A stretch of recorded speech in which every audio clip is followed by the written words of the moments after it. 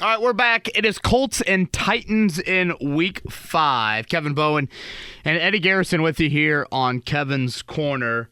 Certainly the Jonathan Taylor headline front and center here this week. I still think a few other news items. I think a rather big injury in the short term and the long term to discuss, and easily the most banged up we've seen the Colts through the start of this season. And then obviously you've got, I'd say, the bully coming in here on Sunday. Anytime I think another opponent has beaten you 5 times, and then there's a lot, I think, behind the scenes that is frustrated / pissed off Jim Irsay with this matchup. So certainly one that I would probably say it'd be more beneficial to beat Jacksonville, considering you've already lost to them next week, than it would be to beat Tennessee. But I don't know, maybe in Irsay's eyes, he views Sunday a little bit bigger. Eddie Garrison, how you doing, man? Doing well. How about you? I am good. We are on a little bit of a time crunch today, so let's hop right into the Taylor situation. As we record this on Wednesday afternoon, the Colts have opened up that 21-day window. So again, in this 21-day period, he is eligible to practice. The assumption there is his first practice will be on Thursday. And at any point, you can bring him up to your 53-man roster and get him into a game. Obviously, a corresponding roster move would need to happen. Eddie, I do think it's a bummer that he misses out on a full week of practice. Just a walkthrough today. I think, we can debate the health and the, rehab of Jonathan Taylor, but at the end of the day, this is a new quarterback. This is a new offense. This is a guy that is very practice-centric. I mean, he does not miss practice and or game reps very often. That dates back to Wisconsin. So, I do think it would be beneficial to him for him to get all 3 days of work in, but after back-to-back overtime games, the Colts electing to go walk through today, he has not practiced. By my count, it's 53 straight practices since he's last been out there. That would be December 15th of last year. Is 2 practices enough? I guess that's kind of the question we sit here on Wednesday afternoon and ask. Certainly Shane Steichen is, playing the gamesmanship game and not closing the door shut at all. Eddie, he plays a position where you can run a dude out there for 3 or 5 carries and, hey, Trey Sermon time for Jonathan Taylor. And obviously that can suffice. Or Zach Moss.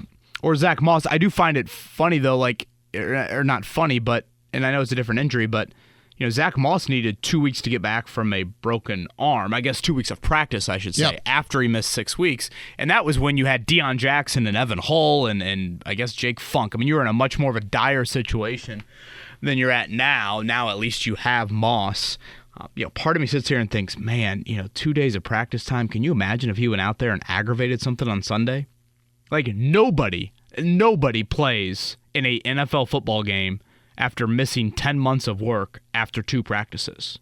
So I lean towards no, but again, I get this vibe that Kevin, maybe you should rethink that thought. So does he play Sunday or not? I think that's a little bit of just the here and now for those attending the game and for those curious what Sunday's going to look like. They care. But Eddie, the bigger question is, what happens in the next month? And what happens when Jonathan Taylor finally speaks to the media? Because obviously the Colts are singing a very kumbaya stance on it, but there's a lot of questions that Taylor still needs to answer. We'll see if he does talk. Technically, he's not supposed, or he's not mandated to talk till he's on the 53-man roster. We'll see how that goes on that front. But I would say the final thing on Taylor, Eddie, is when he does get back, the intrigue and possibilities of him, Anthony Richardson, and Zach Moss spelling as a rushing attack, to me, is very, very, very intriguing. Mm-hmm. What that would look like, the dynamic nature to it, the multiplicity of it, the attention that would have to be there, that is extremely attractive. And it could be a huge part of this season. Now, granted, we still have to get through where is Taylor at, what does he look like, what does the rest of October look like with the trade deadline coming up and now in less than 4 weeks. All of those things still need to be answered, but to me, that could be a elite trait to this Colts team, and in my opinion, they don't have enough elite traits, certainly here in 2023. I look at a guy like Miles Sanders. This year in Carolina, he's averaging 3 yards a carry, but when he was in Philly, 4.6, 5.3, 5.5, 4.9. Now, a lot of that I don't know has to do with, them having just a generational offensive line in front of him to block, but also the fact of Jalen Hurts and his ability to run. So if there's anything that close to that production with Jonathan Taylor, we could honestly possibly see KB him averaging 6+ yards per carry, because we saw what he was doing without a mobile quarterback. Right. Again, he's never really played in a run offense like this stylistically, whether that is the quarterback or whether that is just their general approach to running the football. And then twofold, Eddie, you just think of the big plays. I mean, There's been times where Zach Moss has hit some creases this year, and I've thought, man, if that's Taylor, that goes double the distance. And big plays, we saw a ton from Richardson on Sunday, but I think overall that is something that you are concerned about, especially if the running back is not Taylor, given the makeup of this room. I think that's pretty much everything Taylor-related I want to get to. Again, we just need to hear from him at this point, and then we'll certainly see how the rest of this week plays out. I think the Dallas Flowers injury is a big one. I think it's a really, really big one. Torn Achilles for him, done for the year. And let's look at it individually, and let's look at it 2023, and let's look at it beyond. Individually, I thought he was giving you nice reps. I don't want to act like he was an all-pro, but at the same time, I thought that side of the field, for the most part, wasn't being peppered with a ton of targets and a ton of completions. So that, to me, is something that I think you're going to miss. And now, all of a sudden, you bump up Juju. Juju Brents goes from healthy scratch to he is playing every snap for the rest of the year, which is just wild to think it can flip that quickly. But that's where he's at. He's probably the top of your depth chart, too. Yeah, him and Kenny Moore, of course. And then after that, outside cornerback positioning. Right. And Kenny, of course, will be the outside guy in your base defense. And then the other names would be Jalen Jones and Darrell Baker Jr., who, of course, Darrell Baker Jr., coming off the benching that he had a couple of weeks ago. How does he react to that?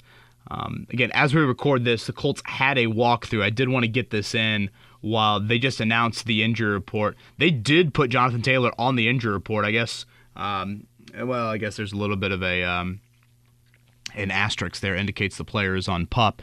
But the guys that did not practice, you would have Mo Alley Cox, DeForest Buckner, Shaq Leonard with a groin, Tyquan Lewis, Quentin Nelson, and then Kwity Paye, Bernard Ryman in concussion protocol. They say Ryan Kelly full. Again, this is a walkthrough practice, so still some steps to clear. Same for Taylor. For Ryan Kelly. And then, yes, Quentin Nelson was full. Now, again, this is a walkthrough. This is just the estimation of what the injury report would look like with that. So we'll see, again, Thursday and Friday, how things play out from there. But to go back to Flowers, when we're talking about corner, you're talking about a premium position, and you're talking about a very uncertain future at that spot, 2023 and beyond. And so now you've lost a guy that they felt highly about from a staff standpoint, and he suffered the injury you don't want to suffer. Like a torn Achilles for a corner obviously is not ideal by any means. So that is a bummer. And now you're kind of in the mode, Eddie, where you started the offseason with like 4 or 5 young corner names that are like, all right, we'll see what they have here. Maybe this guy, maybe that guy. Well, now in a way, 2 of them are gone or done for the year. And Darius Rush, of course, and then Dallas Flowers. The other 3 would be Brents, and then Jalen Jones and Darrell Baker Jr. And in a way, you probably looked at Jones and Baker Jr. as 4 and 5 on that list, mostly just because where they were drafted and or undrafted in Baker's case. So that to me is where the bummer is of, Richardson's the centerpiece to this season. Well, the ancillary pieces to the puzzle you're also trying to find this year. And whether that's, Bernard Ryman is unquestionably a guy. Michael Pittman is here, and then where's Jonathan Taylor, and boom, this and that. Well, corner is one of those ancillary pieces. And now you're taking out a potential piece of, you can't enter 2024 and be like, yeah, Dallas Flowers, pencil him in. I mean, you can't do that, considering he played 4 games, and then also he's obviously coming off the torn Achilles on that end. So, again, I think disappointing. We'll see what they do at kick returner. They called up Amari Rogers from the practice squad. Maybe he's the guy that becomes that kick returner there. Darren Hall to the practice squad, a corner that started for the Falcons. And yeah, I don't know if they looked into Darius Rush, trying to sign him off the Chiefs practice squad. That would be something that I would have looked into.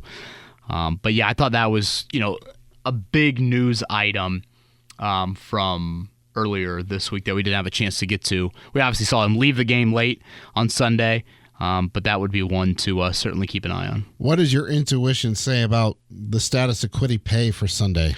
I just think, Eddie, anytime you see guys, and I forget who had the stat. I think it's no one in the NFL has suffered a concussion in a game and then played the next week this season. It has happened in past years. In the Colts and Drew Ogletree's case, he cleared. But anytime you see, and again, this is the estimation by the Colts. If you go off their walkthrough practice report, they listed Paye as did not participate. Mm-hmm. So if he's did not participate on Wednesday, if Ryman did not participate on Wednesday, Eddie, if you go off of, again, Ogletree was kind of the outlier in this, but that's not a great sign. Right now, I would say they would be on the long shot aspect to this. So certainly an injury report to monitor as the week moves along. I'm trying to think anything else.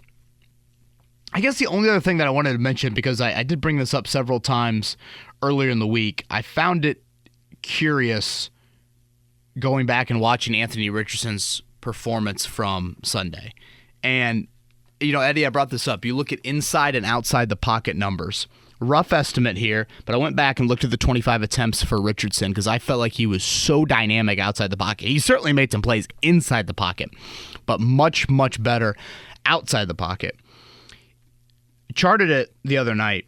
I had him 5 of 6 outside of the pocket. Mm-hmm. I had him 6 of 19 inside the pocket. And to me, that's what adds to the frustration if you're a Colts fan of watching the final drive of regulation when it was 3 plays from him inside the pocket. Did you tally any drops in there? I guess, was the Pierce a drop? Was the Pittman a drop? I just strictly went off as raw 11 of 25. Okay. Certainly you can have, if 6 of 19, you take away, 2 or 3 drops, does that become 6 of 16 or something like that? Or I guess you would take it 9 of 16 if you want to make them a completion there. But if you just look at those numbers, obviously 5 of 6 and 6 of 19, I think the moral is you certainly have got to see improvement from inside the pocket. That is something that Chris Ballard has always said. The old adage for quarterbacks is at some point you have to deliver from the pocket. Richardson is blessed with obviously incredible athletic gifts, and he made some big plays from the pocket. I don't want to act like it was all just awful play. Certainly the ball to Donald or the ball to Pierce when Donald was draped on him. The throw to Josh Downs still is the best throw I've seen him make in the NFL. Those plays came from the pocket, but just a little bit more consistency you want to see from him in that area. And then the flip side of it is, with the game on the line, wouldn't have been smart to get him out of the pocket. Not only to aid to his strength, but also get away from Aaron Donald in those situations late in the game as well. The other thing I wanted to point out, Eddie, is and Next Gen Stats does a great job of looking at these things of completed air yards, intended air yards. Mm-hmm. Those are the 2 stats that basically show how vertical are you getting. And Richardson was super dink and dunk in the opener. Like less than 4 yards in terms of completed air yards on average, and the intended air yards, so the attempts, that was like 5.5. If you look at Sunday, he led the NFL in both of those categories for week 4. It was over 12 in each of them. Again, completed air yards and intended air yards. And that to me is more of what I thought we'd see. More of the, I'm going to challenge you vertically. I'm going to challenge down the field. It might not be the cleanest efficiency game, a.k.a. 11 of 25, but we'll create enough big plays offensively that it should lead to something. And that was a much more of a Richardson-type game than I thought. The expected completion percentage, another next-gen stat, they had him really poor in that area. So, again, I think that's just an area with his accuracy that you can live with 50-ish, 55, up to 60. I think that's a number that you just want to see uptick. And obviously, you're naturally going to have some drops. And, certainly every quarterback around the league is going to have that. Richardson might have a few more, just considering the fastball that he does throw. But those are a couple takeaways that I wanted to go back and watch Richardson a little bit closer from Sunday that I wanted to get to as well. Anything else Colts related for you the week before we dive into the Titans? Nope, I don't have anything else really. When you look at the Titans, obviously Derrick Henry, DeAndre Hopkins now, which you look at the wide receiver cornerback matchup with those two positions in terms of Hopkins and the Colts secondary. Hopkins hasn't looked great to start the year. He struggled to get separation, and Tannehill doesn't have the full trust in him. But right now, I think Derrick Henry's the bigger problem of the two with the health of that defensive line and seeing what Kyron Williams and Ronnie Rivers just did to the Colts last Sunday. Yeah, and Henry in this series, Eddie, has been such a methodical 100-yard guy. I mean, 7 of the last 8 games, I believe the one game he didn't is when he suffered that foot injury. So you just pencil him for 100. It does look like Tennessee might be getting a little bit healthier on their offensive line with Peter Skoronski, their high pick, maybe Nicholas Pete Fretier back as well. So we'll see how that plays out as the week moves along. But I would say overall in this series, I try not to go here a lot, Eddie, because it's like, how do you know if you're getting bullied? How do you know if you're really getting out-toughed? But it does feel like Tennessee has done that to Indy. And I think that's what really pisses off Jim Irsay. And, remember kind of had that, undressing of the scouts last year after the loss to Tennessee. I mean, Tennessee's beat you 5 straight. 5 straight in the NFL is a notable number, especially when you look at Tennessee and you're like, it's not like they've been the Chiefs, or it's not like they've been, what we think the Eagles, the 49ers, are about to be, or have been, I guess, in the 49ers case, a little bit longer than Philly. They're 8-4 against you if you go back to when Chris Ballard was hired. And I think what is probably frustrating to Irsay is this. You interviewed Mike Vrabel to be your head coach. And in the span of Mike Vrabel's era in Tennessee, you've had 4 different head coaches. Yeah. And I think that's, you had the egg on the face of Josh McDaniels. Then you had Frank Reich, who obviously struggled against Mike Vrabel. And then, of course, you have the Jeff Saturday, now Shane Steichen. So I think that probably plays into a little bit of like, man, Tennessee used to be the little brother to us. I mean, didn't Andrew Luck never lose to the Titans? The last time that the Colts had to win at home against Tennessee? Oh, God. Was it 19, 18? 18. Is it that far back? Yeah. Yeah. That's an ugly stat. And obviously you've had the home drought of 7 straight home losses and all of that. It's crazy to go back to the last home win. That would be Jacksonville that you've had, and to think of the people that were involved in that game. The Deion Jackson game. You had Frank Reich as your head coach. You had Matt Ryan throwing 58 passes. Deion Jackson and Philip Lindsay are your leading rushers. Bobby Okereke is your leading tackler. None of those guys are even here. No. So, those trends I point to Sunday are like, man, they need to end. But again, I still think Jacksonville in the line, if you boil it down to which game matters more these next 2 weeks, obviously they're both big in their own right. I think Jacksonville means more if you're looking at the AFC South for this season. But if you ask the owner, he might point to Tennessee. Now, Eddie, let's be very honest about Tennessee this year. They have been unbelievable at home, and they have been god-awful on the road. It is one of the wilder, polar opposite football teams away from home and at home. And they did play at New Orleans, which I do think is a tough place to play. But again, it's not like they played San Francisco and Dallas or Miami or whoever. If you look at their numbers, all 6 of their touchdowns scored this year in the 2 home games, both wins.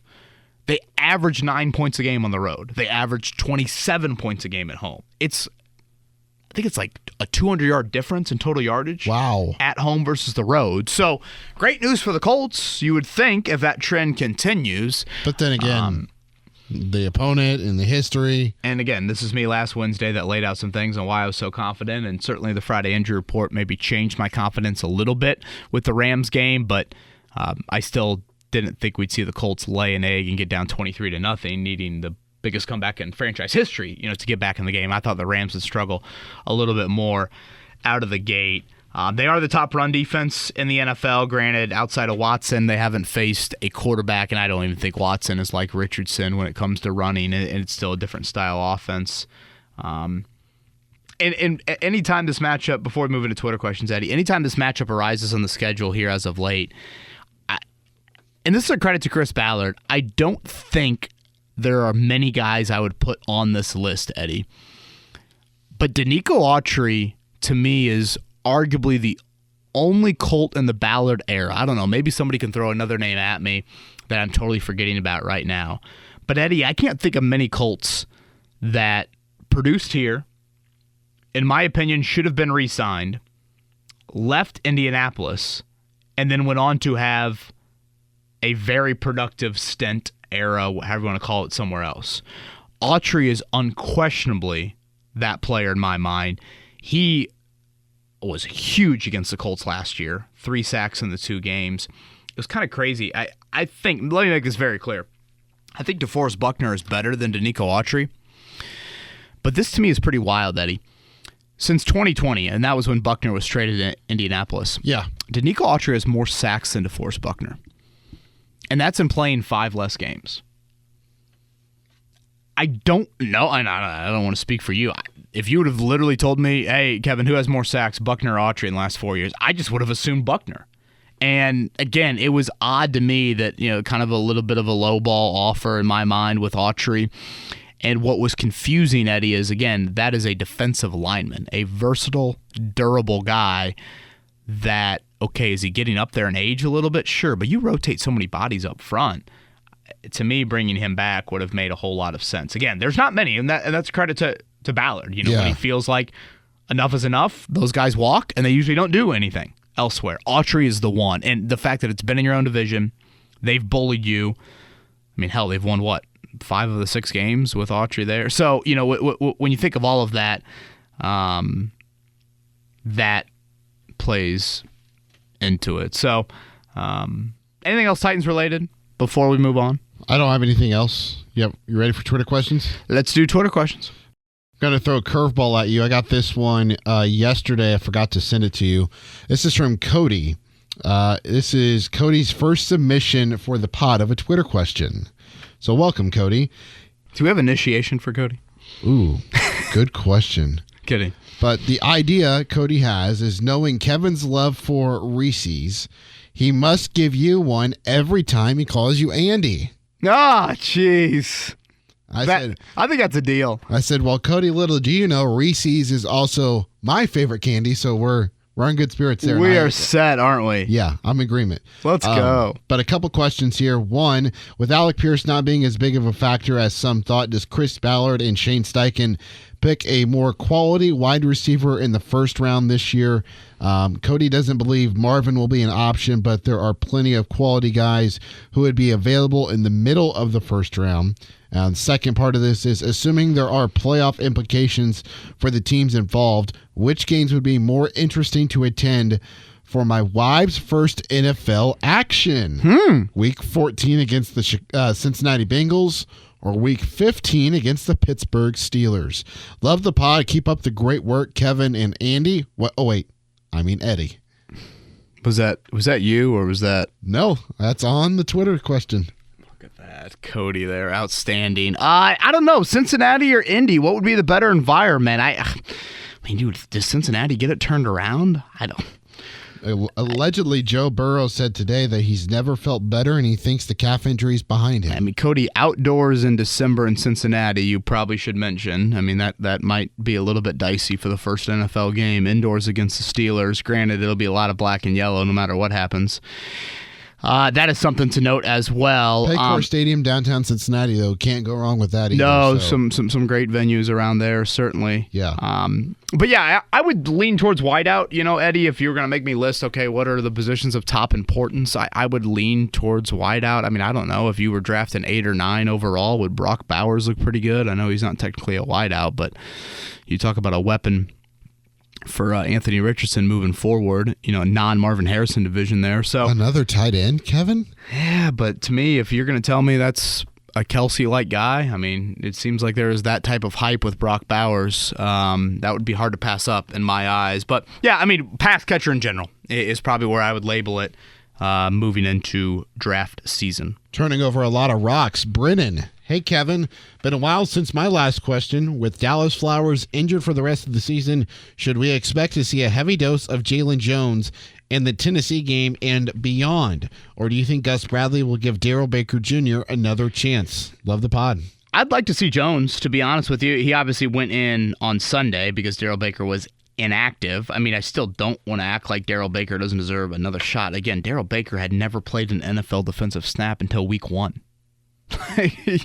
So, I mean, bailing on him after 2 games or, pretty much 2 games, I mean, that, to me, I don't think that he necessarily deserves that. But I thought Jalen Jones showed a lot in training camp and the offseason, so I wouldn't mind seeing him at all get that nod. Again, I'll be curious to see how things play out, but it sounds like it'll be one of those 2 guys. Daniel would like to know your expectations for the type of welcome Jonathan Taylor would receive if he suits up at Lucas Oil Stadium this weekend. Daniel assumes that they won't announce him as a starter considering it's just week 1 for him, and he'll need to get back in game shape. So what's the fan reaction to his first carry? Boos or cheers or a mixture of both? We know Victor Oladipo and the Vic on their returns, it was heavy boos. I'm assuming he meant Victor Oladipo and Paul George. The boos were heavy in their returns. Colts haven't seen a situation like this, and even Jonathan Taylor is different from those two because those players returned on other teams. Yeah, I don't know. There's part of me, Eddie, of like, would the return against Jacksonville be better for all parties involved? That's true. He gets a road game. It's on grass, if you really want to get into the injury, grass versus turf thing. I mean, if he goes down there and he has, 14 carries for 75 yards in Jacksonville. They'll be coming off 2 weeks over on the across the pond. He comes back, fans rejoice. My fantasy team does after you just whoop my butt. Yeah, and that was much needed for my squad there. Thank you for providing that opportunity. I mean, you obviously don't announce him out of the tunnel, right? No matter what happens Sunday. Let's say he plays Sunday. Would you announce him? Would you announce the offense? Well, the offense is due, right? Because they did defense last week. Yeah. They had Shaq Leonard announced last week. If we're being honest about 2023 play, don't think that would be the person I would have going last on that. Yeah, I mean, ideally, I don't think you would announce. I think there will be some people that will boo, but as soon as he's got 5 to 7 yards in the first carry, people are going to cheer. People are going to react to the game as if it's happening. Booing individual players in NFL games outside of like booing the quarterback per se, isn't it kind of hard to like boo a wideout or like boo a defensive back or a linebacker? I do think the reaction will be a bit mixed. I think when you're in that building, you've lost 7 straight in Lucas Oil, you've lost 5 straight to the Titans. I think overall it'll be more cheers than boos, but certainly you're going to have some people that are upset with how Taylor has handled all of this. And we'll see, Eddie. Maybe him talking this week would all of a sudden change some of that. Randall loves to see an entertaining loss just as much as an entertaining win this year. Really wish the Colts keyed on Puka Nacua. I'm not sure there was anything they could have done about Aaron Donald. A quarter of the way through the season, what can you say about the Colts definitively? What have you seen that you'd swear is more than growing pains or a flash in the pan? All preseason, we were wondering, who will the Colts be on the field? So can you glean from the small sample size of 4 games as to who the Colts are? Yeah. I mean, I still feel good about when healthy that defensive tackle duo. I do think the offensive line has made some progress when healthy. Obviously I worry about the depth with that unit. I guess a lot of this is kind of like non-Anthony Richardson division. I will say I think something the Colts need to continue to tap into and is to take the goal line success I feel like they have with those packages and the unique looks and the counters and the wishbone, kind of get it into an inverted look, a little bit of everything that they've done down there. I would think that's such an asset when you get into short yardage elsewhere on the field. Like you can continue to utilize some of that stuff. So I think that is something you feel really good about. I mean, wideouts continue to be a bit of a question mark. I guess pass catchers in general. Defensively, it seems like the safety duo, it's been quiet, but again, I'd like to see them around the ball a little bit more. I think you've just kind of struggled, Eddie, to create maybe a lot of those, like, and this is probably more of a grouping of Leonard and the safeties, just like those playmakers getting around the ball. I think you would like to see that. Obviously, Kenny Moore made a great play. Kwity Paye certainly had a really nice start to the season. I know he suffered a concussion. Who knows when that happened on Sunday? He obviously was very quiet in that game. That would be something to keep an eye on of just, okay, did you take advantage of the banged up O-lines early? Is this, or, were you clearly, hindered in your play on Sunday? But yeah, I'd say those are some of the things that kind of pop into my head. Ian would like to talk about the amount of left-handed throws that Anthony Richardson makes. He's having flashbacks of Carson Wentz, and he says his tally is up to 4 from Anthony Richardson. Can someone get him to stop? Don't make a bad play catastrophic. Gosh. It is so true. If it's Wentz, we're all ready to freak out. It's Richardson. It's like, hey, should we splice those left-handed throws together and put that out as a highlight reel? It is kind of funny how it really depends on who the quarterback is and how we look at those plays. I will say this, Eddie, when Anthony Richardson has thrown the ball vertically, whatever his completion percentage is in the year, I have no idea what it is. 55 is my guess. I don't recall many of those balls being interceptable, though.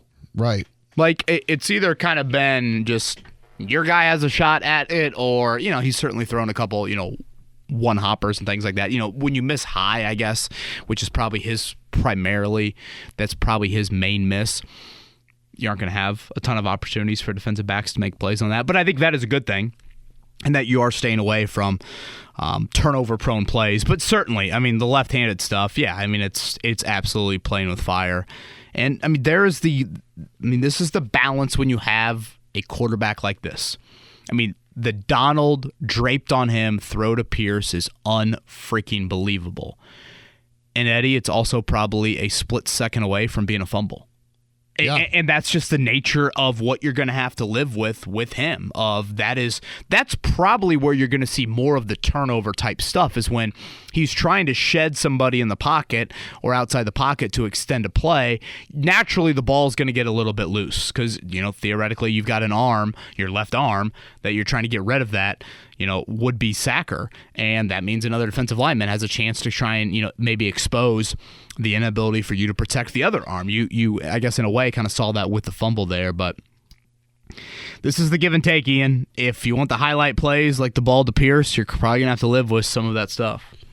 Matt would like to know if Shaq Leonard's low snap count is more of an indictment on his quality of play or injury. He hasn't been listed on the injury report, but snap counts is way down. Thought it was very telling when Alubi got the call up before Leonard after Zaire's back injury. Frustrating loss, but a lot to feel good about moving forward. Yeah. I was looking at Leonard's snap counts earlier. 60 in terms of the number. Yeah. 60, 60, 57, 37. Right, and I'm probably more of a percentage guy on that, and the percentage is 86 week 1, 71% week 2, because obviously you get overtime games, and that can kind of skew how much you play. 69% week 3, and then 46% on Sunday. That's the first time, Eddie, that EJ Speed has outsnapped him percentage-wise, would be Sunday. The Colts would point to there are some personnel groupings where they want Speed to be the will, and that's why Zaire went out, and Alubi's more of the Mike when Zaire was banged up. That's why Shaq hasn't necessarily trained at the Mike, which, to be fair, I guess Shaq hasn't really practiced a lot in the Gus Bradley defense. Right. And he's playing a new position, right? Yeah, there's certainly some newness to it from the Eberflus era. My thing with Leonard is this after 4 weeks, Eddie. He's played, I think it's 207 defensive snaps. I remember one of the plays that he's played. Which one? I remember a tackle for loss he had against Jacksonville week 1. I don't really remember him around the ball. And again, that's probably just harsh of me, and I don't know, maybe I should pay more attention to Leonard specifically, this and that. But, Eddie, I can think of a handful of plays I remember EJ Speed was around the ball. One of them negative, of course. But I remember another, 4 or 5 that he made on Sunday. And obviously Franklin, I remember a ton of them. But let's just use speed because he's probably more of the guy that would be next man up. And he's the one that, is now playing a little bit more than Leonard. So I think that's where I have a little bit of concern. And we're 4 games into it. There's 13 to go.